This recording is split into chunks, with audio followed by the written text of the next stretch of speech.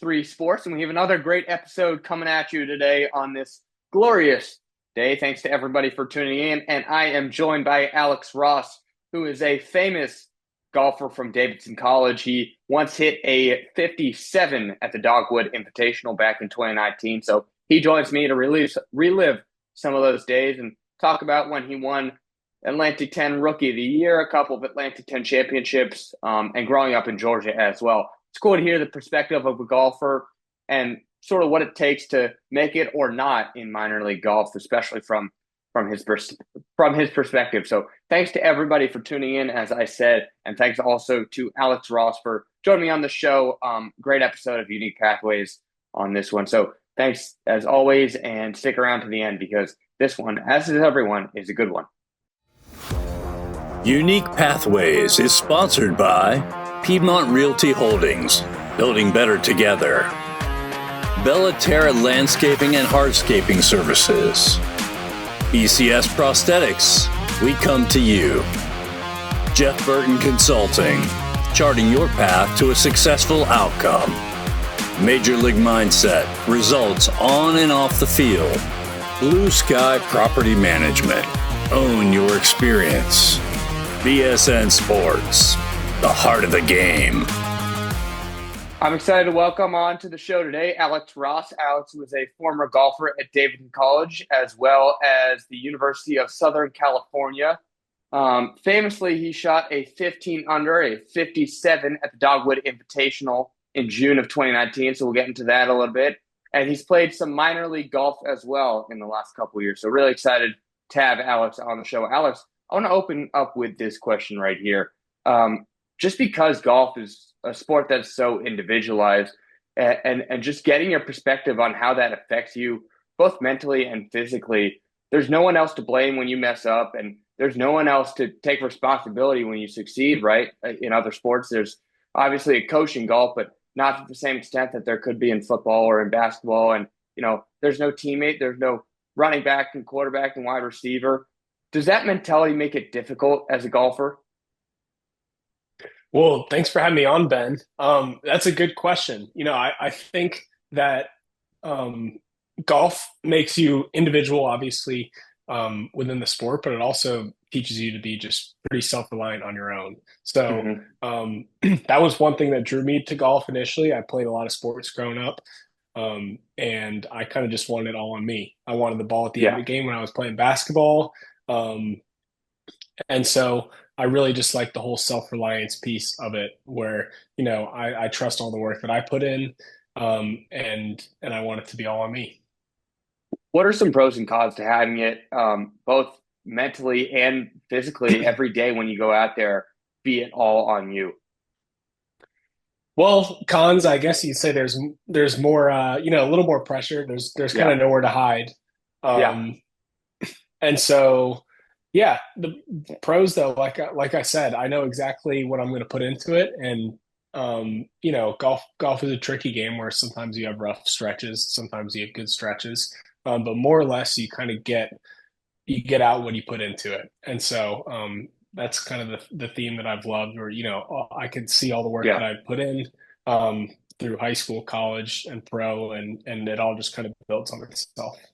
What are some things that people might get wrong or some common misconceptions that you see about what it is to be a pro golfer or even be a golfer at a collegiate level, right? Some people think of golf as this really high esteemed sport and it's something that people do for fun. But what do you see in that sort of perspective?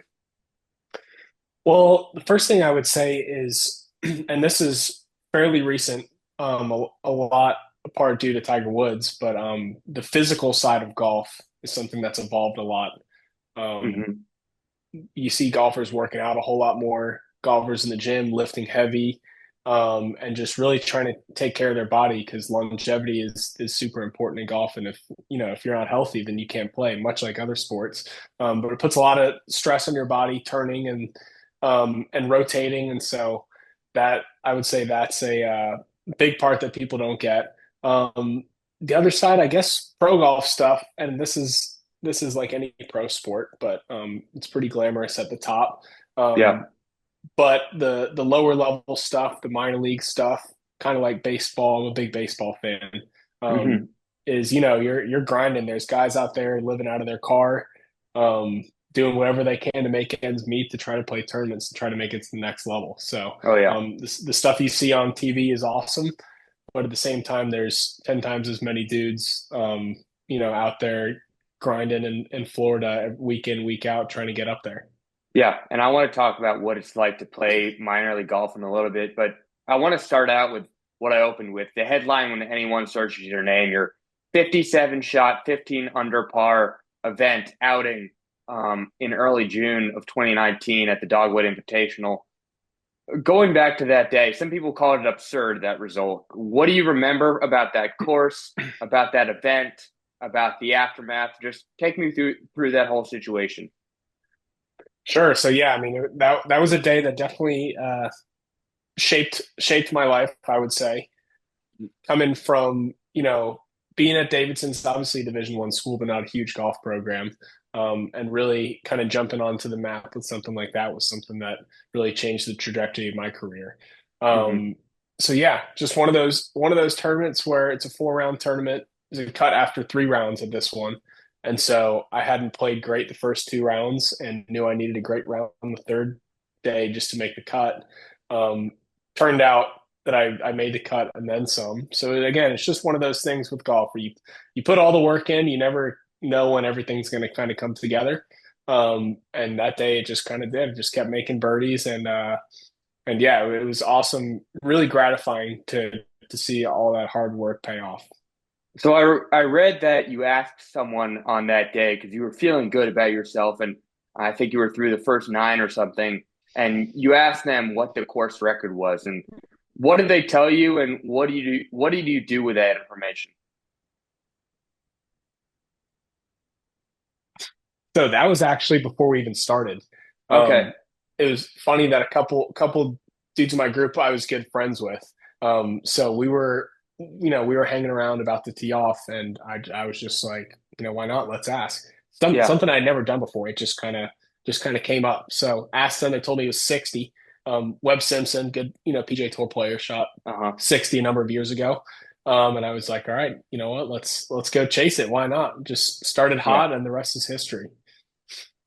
And talk to us a little bit about that course, what you remember about it, what you knew about it going in, what sort of place is that like?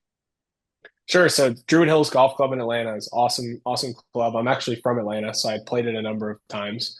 Um, Beautiful course, a lot of history out there. And yeah, that tournament every year, the Dogwood Invitational, the scores are pretty low. And so I knew that if I put myself in good spots and I kind of took care of what I needed to, that I would have a lot of chances to make birdies. Even though I hadn't played super well the first 2 rounds, I knew that I was still right there. And Yeah. so, yeah, just gave myself a lot of good chances and was able to capitalize on them, made a lot of putts. And the aftermath of that day, I think ESPN wrote an article about it. The NCAA wrote something. I have to imagine that you were on TV as well. What was that like for you? It was crazy. So, the way this tournament works, they have what's called live scoring. Some tournaments do live scoring every hole so that people can track the leaderboard online. This Yeah. tournament did it after 9 holes. And so I was pretty Okay. far down the leaderboard and we made the turn. I shot 9 under on the front nine. I shot 27. And by the time the leaderboard refreshed, people already started noticing what was going on. So by the 10th hole, we had some people following. Halfway through the back nine, we had even more. And by the time I got done, there were hundreds of people out there. Um, so it was pretty cool, the reception at the last hole, making that last putt where there's people everywhere. I didn't end up leaving the golf course that night until about 11 o'clock because I was Wow. doing radio stuff. I was doing, all sorts of interviews, local news, ESPN, all of that. So Yeah. it was a late night, and I had to get out the next morning and play. But it was yeah. There's a lot of video from that day, and you can see from my face I look a little shell shocked because it was a lot going on. That's awesome. And I have to imagine that the reception of your teammates and your coaches as well was a pretty memorable experience. Oh yeah, yeah. My team was texting the group chat, and the messages were pretty funny. It was awesome. That's awesome. So I want to take it back to where you kind of alluded to before, in that you grew up in Atlanta, golfed around there a whole lot. But what other sports were in the picture for you? Um, were you any good at them, honestly? But Georgia is a great sport for golf, so I have to assume that that was one that was up there pretty quickly. Yeah, I played a million sports growing up. I played basketball, soccer, lacrosse, did cross country. I did it all. So that was, one thing with a lot of siblings too. We just kind of all played everything, Yeah, and I think that was good for kind of rounding me into a an all around athlete. yeah. So yeah, my I initially thought that I was going to play college basketball. Started playing AAU basketball, and you start getting dunked on in eighth grade, and it's like, whoa, maybe let's try something else. So ended up starting to play some more golf. My dad doesn't play any golf, but I had grandparents that lived on a golf course, and so was able to do that a couple times a year, and it just kind of kept building. Whereas we got into high school, I was like, you know what, I think this is what I want to do. I'd say relatively a later bloomer. You had a lot Yeah. of kids those days that were committing to these big schools in ninth, 10th grade. And I ended up only having one offer by the time I was even a senior. And so Oh, being a late bloomer was good because I always knew that I had better golf ahead of me. I knew I had a lot to learn, and so I knew that if I just kind of kept putting in the work, that it was just going to get better and better. that's awesome. You mentioned that you were really, really talented at basketball, making it up to AU and competing at least for a while. And this is something I like to ask people that, were good at multiple sports is that how do you sort of use those different skill sets to inform you to be a better player and a better person at, the sport that you have chosen, the one that you're particularly excelling at. For basketball, it can be the agility or just the strength and the speed. How does that translate to golf? Yes, I'd say strength, speed, and coordination. Yeah. There are a lot of golfers aren't necessarily amazing basketball players because most of us aren't super tall. But almost all golfers can shoot the ball pretty well, and that's just because Okay. we practice so much hitting golf balls, and there's just that level of attention to detail that when we get on the basketball court, we can all usually shoot it pretty well. So Okay. across sports, I'm in pretty good shape. I still stay in pretty good shape, Yeah. and just the fact that I was able to play so many different sports at different levels, I think just rounded me into a good athlete. And I think that cross training element is something that has been really beneficial for me. Yeah. So you went to school in Atlanta, right outside of Atlanta at Pace Academy, which is a great school both academically and athletically. I'm just going to read a couple of your accolades here. Might take a minute, so just bear with me and I'll get your thoughts on it.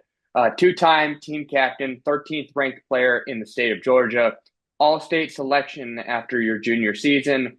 You are a runner-up in the 2016 Georgia State Junior Championship, fifth place at the 2016 AJGA Under Armour Championship, one of 12 players in the country named to the AJGA Trans America Scholastic All American team. All of those are awesome accolades. Does one of them stick out to you in a moment of like you thinking to yourself that you were really, really good at golf and people were kind of recognizing that? Yeah, well, this is kind of a funny answer because that second place in the state junior in 2016 was a Yeah. tournament that I probably should have won and ended up Hmm. losing it on the last hole. And so Yeah. it sucked at the time, but again, just reinforced the idea that I had a lot of runway in front of me. And I guess I would say I learned a lot from losing that tournament. It kind of lit a Yeah. fire under me a little bit, and again, just told me that all right, I got more to do, and we got a lot of work to do. Going back to what we were talking about at the beginning, does a second place finish like that fuel you more than it would for a different sport because it's all about you? You are your own motivator and you have to create your own competitive fire. Definitely, and especially with golf tournaments, there's 100 plus people playing in each tournament. So Yeah. you have a great career playing golf and you really don't win that many times unless you're Tiger Woods, right? Yeah. So it makes you really appreciate winning. Um, it makes you, I would say, somewhat happy with, finishing in the top 10. Because, if you finish in the top 10, that means you still beat 100 people. And you only lost to 7 or 8, right? Yeah. So, um, yeah, I would say, you really appreciate winning. Um, and yeah. Yeah. How do you see the level of isolation that golf kind of provides, both as an advantage and as a disadvantage, specifically in your college recruiting process? Good question. I would say isolation disadvantage is that, especially if you don't have a lot of friends that are going through the same process, you're kind of just going at it on your own. Yeah. Um, again, coming from my family isn't a huge golf family. I kind of had to navigate the whole scene, um, from scratch, whether that's finding out the right tournaments to play, um, figuring out how to communicate with golf coaches, just learning how the whole college golf scene worked. Yeah. And so that was something that I wasn't, I didn't really know anything about, and I kind of just had to figure out on my own. At the Yeah. same time, with I'd say a positive was that, again, it's all on me. So I knew that if I was reaching out to these coaches, I was doing a good job being polished. I was writing good emails. I was having good conversations on the phone. That I knew that I could stand out, ahead of other people. And one college coach ended up taking a chance on me, and then ended up working out pretty well. So again, Yeah. I love the individual part of it because I like it being all on me. I like the pressure to be on me, and I like to measure my results. See, that's really interesting because I think a lot of people would shy away from that if they were put into a situation where they had to decide if they want to be one of 11 or one of one on a team, leading to both success and failure. So I think that perspective and that thought process, it's really interesting, and it's telling about what makes a great golfer, I think. Um, you committed to Davidson, obviously, September 20th of 2016. What went into that decision? Who else was in the mix for you? And what do you remember about that day? Yeah, I mean, again, like I said, it was only my official offer. I had Yeah. some interest from some Division 3 schools, and was kind of on the other side, kind of begging for some spots for from some bigger schools. So it ended up, Davidson's a place where academics is super important. That was something that was important to me. Also, I knew that, it was south, which means the weather is pretty good. So Uh-huh. I knew that I'd be able to work on my game year round. I knew that Coach Straub at Davidson really knew what he was doing. He had a long history of being a great player himself. And so I just knew it was a place that I could grow, and I was really excited to get going once I did commit. When you posted that you were committing on social media, what was the reaction like from friends, family, classmates, teammates, everybody? It was really cool. And again, even my high school, there weren't a whole lot of golfers, and so it was kind of just this new thing. Like, all right, I'm going to play college golf and do this thing. I had friends that were committing to play baseball, play other sports, but again, I was just a little bit different, and I liked that. So the support I got was awesome from my family, my friends, and kind of everyone that I had met, coming up through junior golf. Talk a little bit about what Pace Academy was like more. Obviously, there are a lot of really talented athletes there. It's right outside of Atlanta, so a hotbed for a bunch of different sports. But as a school, what was it like for you? And as a golfer, what was it like? Sure. Pace is a relatively small school. I ended up graduating with about 110 people in my grade, and I Hmm. attended Pace all the way since kindergarten. So Wow. all my friends, once I got done, I had known since we were 5 years old, which is cool to, have your core group all the way. Yeah. Um, and yeah, we all my friends, we worked pretty hard academically. We had some fun, and we were all pretty driven. So again, I hung out with them a lot, but also especially as the golf stuff ramped up as we got through high school. Um, I was a little bit more on my own doing all that stuff, which I liked. Could do all my stuff with them, but at the same time, they knew I Yeah. had to take care of what I had to take care of. So So I had a yeah, great high school experience. It was awesome. yeah, that's great. Before I get into your golf accolades at Davidson, I'm just curious about what you studied there and what you were hoping to pursue with that degree at Davidson College. Sure. I majored in econ at Davidson. I minored in philosophy. Coming Hmm. in, I didn't really know what I wanted to do. I was kind of Yeah, just interested in general business stuff. And Davidson's a liberal arts school that didn't even have a business major. So I was like, you know yeah, what? I like math. I'm pretty good at math. Econ seems like it will be, kind of a helpful, wide-reaching degree. And so I just hmm. kind of jumped in and ended up doing it. That's awesome. So while at Davidson, as I mentioned, I'll get into your golf accolades. You were the 2019-2020 Division One Ping All Region team after that event. 2019-2020 Cleveland Golf All America Scholar. So right there, relating to your ability on and off of the golf course. First team All Conference, the A10 in 2019. Also, the Atlantic 10 Most Outstanding Rookie in the Atlantic 10 Championship. 2018 Atlantic 10 Rookie of the Year as well. What do you remember from your time with the Wildcats the most? I remembered a team that had been struggling and even struggled that first year that I was there, Yeah, and being able to win that conference championship my freshman year, I think yeah, just gave us a ton of confidence moving forward. Where I had a bunch of guys that were I was the only one in my class, but I had a bunch of guys around my age that were all pretty motivated to get better. Um, and we knew that again, it was all right out in front of us. Coach Straub told us that you'll get out of the game of golf what you put into it. So we worked really hard at it and ended up having a lot of success at Davidson. I was really, really proud of what we were able to do. When we got there, we weren't ranked very well. We ended up, because of COVID, we played three conference right, championships, but right. we won two of them. We came in second in one of them, Wow. and really put the school on the map. They've had a lot of success since I've left there, so I've been really, really proud of them.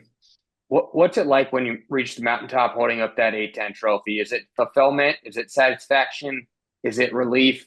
What do you feel on that stage? I'd say all the above, just because it's the tournament you're thinking about from the moment you step on campus in August. So, all the tournaments during the year do matter, and obviously you want to Yeah, play well, but you could come in last place in every single tournament if you win conference. You still make it to NCAAs, yep. and so yeah, that was what we were focused on. We had again a couple a little bit of a rough stretch in that fall, but we knew that we were working on the right stuff. We kept putting in good work that we were going to end up having a good result. So super rewarding. It was awesome. Can you share a little bit about what playing collegiate golf is like? Right, like there's usually not a practice facility on campus. Hopefully for most programs, it's at least close to campus. There's no like football where it's once a week you travel and you play a game, and baseball, you play 4 or 5 games a week. Basketball, it's two a week. But for golf, it's a tournament every week. But that level of consistency isn't there, and it's an entirely different experience as a student athlete. Sure. So yeah, the college golf season's fall and spring. The fall you'd usually play 4 to 5 tournaments. In the spring you play 6 or 7. Our Yep. really only off season is I guess November and December. But beyond that, we're in it all the time throughout the whole year. So yeah, I mean we would have class most of the time. We'd have classes in the morning, and then you eat lunch and you go out to the golf course and you're there till it gets dark out. At Hmm. Davidson, we had a great facility at the local country club that was only 10 minutes away from campus.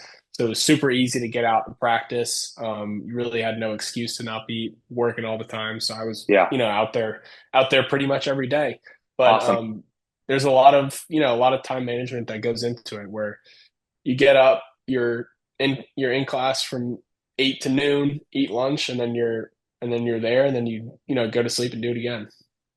So I say on this show all the time that the pandemic in 2019, 2020 isn't unique in the fact that all 7, 8 billion of the people in the world experienced COVID-19, but it is unique in fact that every single person in the world experienced the pandemic differently. So, just from a golf perspective, it was a huge change for everybody and really difficult for a lot of student athletes with the disappearance of trainers, gyms, seasons, all the above.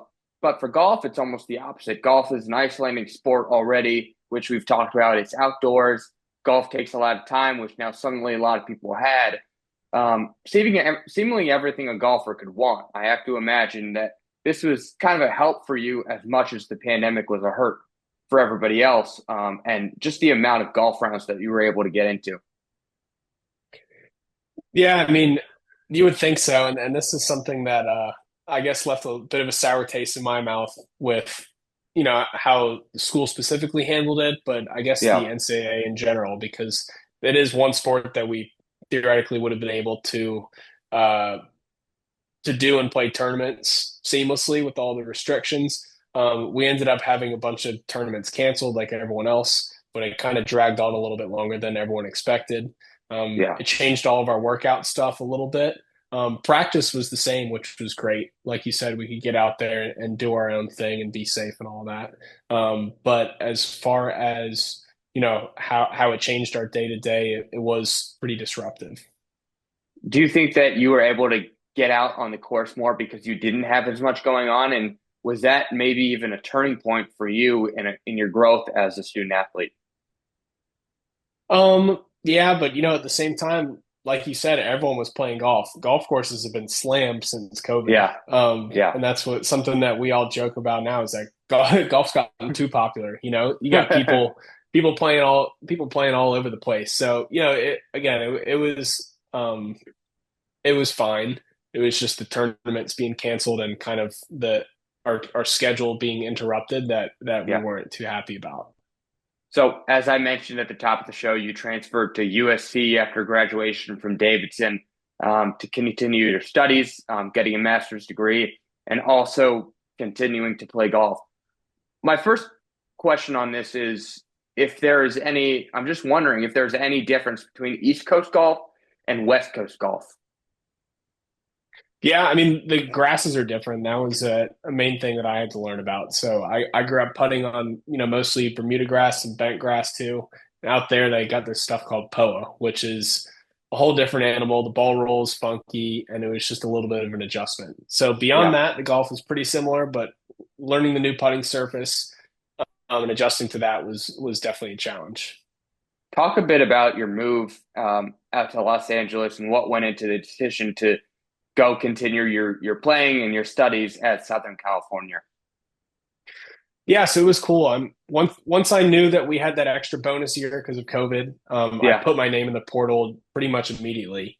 The thing that I learned that I hadn't really known before is that since Davidson's a college, not a university, um, there are only undergraduate programs. So since I was all on track to graduate on time, I couldn't even stay for a fifth year at Davidson if I wanted to.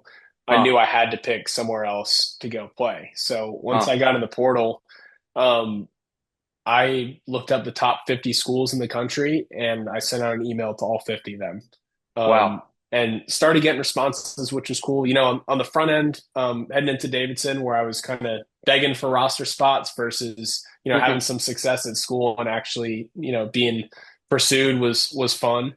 And I looked at schools all over the place. I ended up wanting, the biggest program that I could go to. I thought that it would be cool to be in school in LA and live out there for a year. I knew that networking wise, it was going to be a great place to live.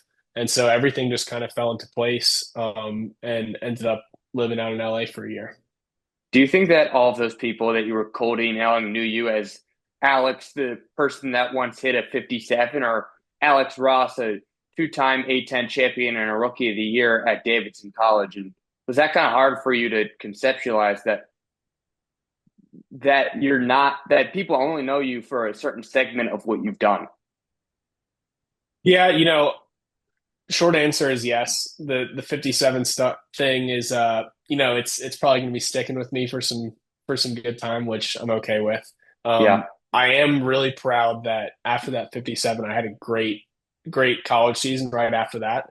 So I think, if it were just the 57 on its own, I still might have had a tough time getting into these bigger schools. But the fact that I had a really good season my junior year, played well my senior year, um, made made me a pretty attractive guy in the transfer Yeah. portal. Walk me through those 50 some emails that you sent. Who were some that you got letters back from, and how chaotic was that 2 months for you? Yeah, it was crazy. My inbox was all over the place, but it's just a lot of the Power Five schools, a lot of Yeah. SEC schools. I did reach out to a bunch of, it doesn't exist anymore, but the Pac-12 schools. Um, and so yeah, big programs all over the place that I knew had really established golf programs that I knew were going to be playing the best schedules around, getting some really good competition, and getting ready to turn pro. So after that, this is a perfect segue. After you graduated from USC, you did try to turn pro in minor league golf, and you were kind of talking about this at the beginning. You've played a number of rounds in minor league golf and a number of events, but none of those are really high eye popping purses, right? I think the biggest one that you've gotten is 1,500, and that was one of your earlier ones. So everybody here is basically doing it for the love of the game. How would you describe what that league is like and what the events are like? Yeah, so it's definitely less glamorous than you would think. Yeah. Um, than you would think of pro golf tournament, but it's all these guys that are chasing the dream, um trying to play these smaller tournaments to make some cash, get tuned up, and get ready to play in these bigger events, bigger qualifiers, and earn an opportunity to play on a bigger and bigger stage for more money. What's the mental shift for you playing as an amateur collegiate athlete and going to a professional athlete now? Is there more pressure on your shoulders? Do you hold yourself to a higher standard at some points? Yeah, well, obviously, the monetary side of it is different because with Uh-huh. the AM stuff, you're not trying to win money. You're just, trying to just play well and earn some prestige. With the pro stuff, Yeah. you're trying to make money. And yeah, I would say you're even more individualized in the pro stuff because you don't have to worry about a class schedule anymore. Everything Wow. is on Yeah. you. So, it's a challenge to map out your day and make sure you're doing all your stuff. You got time to work out, you got time to stretch, you got time to hit balls, and anything else you need to do to get ready to play. Is it accurate to say that everybody in these events that you participated in, I think it's a couple of dozen at this point, is solely doing it for the love of the game and just having themselves be better, right? Nobody's making a living off of these events, but everybody is having fun. Yeah, I wouldn't quite necessarily say that. I think a lot of people on those tours are pretty stressed out about trying to make a living doing it. Uh-huh. They know that they don't want to be playing mini tour stuff for a long time, and so they feel a lot of pressure and stress to be, playing well, winning, making Yeah. sure they can pay all their bills, and again, like I said, trying to keep moving up in the ranks. Yeah. And just after or with, in conjunction with your professional tournaments, you've been able to stay close to the game through some coaching and training, different opportunities as a sales rep as well in Nashville. What have those experiences taught you about yourself as a person and as an athlete over the last couple of months? Yeah, so I stopped playing pro stuff about a year ago. Ended up having some injury stuff, for a couple of other reasons. Just kind of decided that it was time for the next step. So stepping into a new industry, definitely take a lot of the lessons that I've learned from playing competitive golf for so long, in trying to help me out in this new career. And what is it exactly that you're doing right now in Nashville? Sure. So I'm selling property for a company called Discovery Land Company, at a place called Troubadour Golf Club, which is about 30 minutes south Okay. of Nashville. So I'm selling lots, selling finished homes within that community. Awesome. And a couple more before we wrap up. Golf is one of the sports that it's really changed the same. It's really stayed the same over the last 150 years, but the technology has made it so much more efficient. Much like basketball, honestly, the statistics have entirely changed the game. So over the course of your golf career, I guess now almost 10 years, how have you seen that technology, whether it be the golf simulators indoors, different types of drivers or putters, or how people are, range finders on the course? How have you seen that technology change and make people better golfers? Well, I'd say the biggest change is that we're able to quantify so much more now than we were, Yeah, 20, 30 years ago. So that goes into, how people go about training to play golf, whether it's working out in the gym or whether it's, swing coaching stuff where guys are yeah. looking for certain numbers to hit when they're practicing.